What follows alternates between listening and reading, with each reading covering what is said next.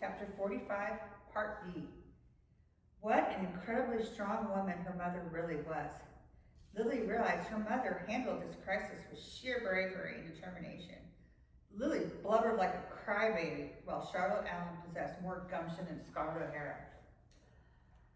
And who do we have here? Charlotte looked down at the baby in Lilly's arms. Mother, meet Alexandra. She was abducted from a hospital in New York. I'm going to return her to her family. Lilly omitted the detail about her clone. Here, let me hold the baby while you tie Hilda up. You're better at tying knots. I saw some rope by the maintenance shed over there. Charlotte's hand trembled as she pointed. Lilly relinquished the baby to her mother. Are you okay, Mom? I'm fine. Hurry up before she wakes up. Lilly found the rope and hog-tied Hilda. There, that should do it. She stood up and admired her handiwork. Let's get Luke, Charlotte said. One of the doors creaked and Lilly and Charlotte ducked behind a bush. The door swung open and two men came out. The darkness prevented identification of the two men. Only their silhouettes were visible. One of the men appeared to be shackled at both hands and feet. His captor slowly led him away from the building. The shackled man limped, favoring his left foot.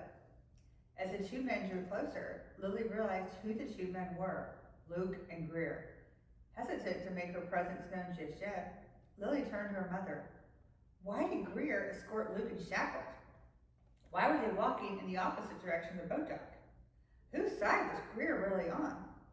After peering over his shoulder, Grier removed the shackles from Luke. Sorry, man. I needed to be sure no one followed us. It seemed like the only way I could explain taking you outside in case someone spotted us. Now we just need to find your sister. Hopefully she used the key I left her earlier, Grier told Luke. I heard you.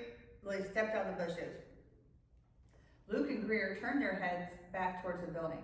Lilly ran over to Luke and hugged him so hard he almost toppled over backwards. Luke merely stood there. His silence concerned Lilly, but not as much as his lack of physical response. Luke failed to return his twin's big bear hug. He simply stared at her. However, rather than looking at her, he appeared to be looking through her. He just reunited with his twin, his other half. One would think after being united with the person you love the most in the world, even platonically, an inkling of happiness was warranted. What's wrong with him? Lilly finally acknowledged Grier's existence. I think he's in shock. They pumped him full of sedatives when they abducted him. Grier looked at Lilly, whose beautiful eyes begged for her forgiveness. Could she trust him? He had facilitated her release after all, and he'd freed Luke as well. He certainly deserved bonus points. But Lilly still blamed him for being on this island to begin with. Great Life certainly deserved blame too. But what role did Grier truly play in this genetic nightmare? In Grier's defense, this clusterfuck began long before his birth. However, it appeared just too convenient for Grier's father, his only child, engaged to one of the originals. It appeared too coincidental. Oh, Luke, my baby boy, Charlotte said, interrupting Lilly's concentration of these events, and embraced her son. He's in shock, Mom, Lilly told her, and observed Luke's identical lack of response. I know. This is exactly how I reacted last time. You were fine, Lilly, but Luke took much longer to recover, Charlotte said. Holy shit, Lilly thought. She knew her mother endured this ordeal before she had revealed the entire shocking tale. But Lilly still digested the notion her mother previously rescued her off this very same island, defeating Nurse Hilda in the process. She prayed history would repeat itself. Follow me, we gotta get off this island fast, Grier said. Lilly, Luke, and Charlotte, still cradling Alexandra, trailed through the overgrown bush of the jungle, which separated the compound from the isolated shore of the island. The small beach where they docked the boat was conveniently located on the opposite side of the island from the main dock.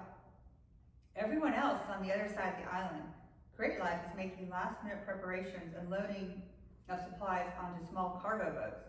They're using the cargo boats to load the gigantic ocean liner anchored at sea, just beyond the coral reef.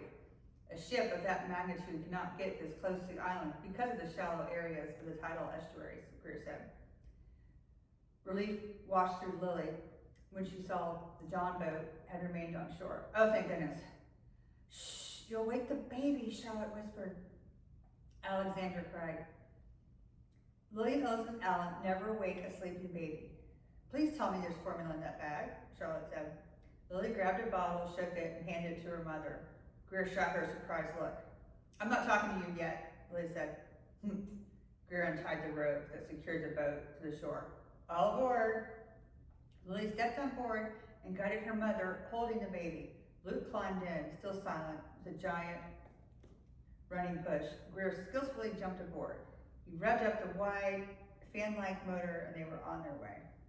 The motor began to choke and sputter. Smoke poured out of the engine as the puttering sound slowed down, and then the noise came to a screeching halt. The boat motor died. We're almost done. Come back soon for the next chapter.